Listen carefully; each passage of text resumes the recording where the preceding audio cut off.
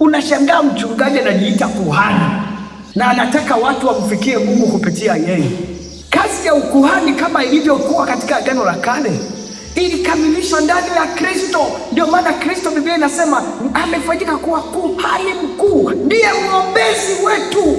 Sasa leo kuna wachungaji wanajiita makuhani na ofisi yake naita ofisi ya kikuhani. Maana yake watu wamfikie Mungu kupitia mimi. Sio kuhani alivyokuwa anafanya, walete sadaka za kuteketezwa niziteketeze kwa niaba yao ili wapate rehema kwa Mungu, kwa kutojua maandiko.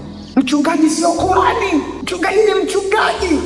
Unaweza kushangaa ndani ya Renafe mtu kama Edward anasema kuhani Edward. Nitawanyuka viboko, mimi naambia ukweli. Hapa naanza kuwapangisha watu mistari ili ukutane na Mungu lazima upitie kwangu. Wewe ni nani? Hey, kama ingekuwa kama zamani Mungu angekuwa na nyuka hivi nito pale pale.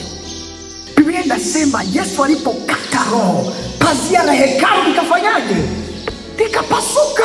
Maana yake kama kuna watu walikuwepo pale hekaluni, kwenye ile hekalu la Yerusalemu, waliona kule patakatifu kwa patakatifu, na vijana wa viherehere waliingia kule, wao kumbe kuko hivi, wakaingia kule patakatifu pa patakatifu, wakatembea kule, wao kumbe pako hivi, walikuwa natuficha hivi. Inamaanisha nini? Kila mmoja anaweza kufika patakatifu pa patakatifu, anaweza kumfikia Mungu, anaweza kuwasiliana na Mungu bila kuhani. Lakini leo wanasema ili uongee na Mungu lazima upitie kwangu. Wewe ni nani?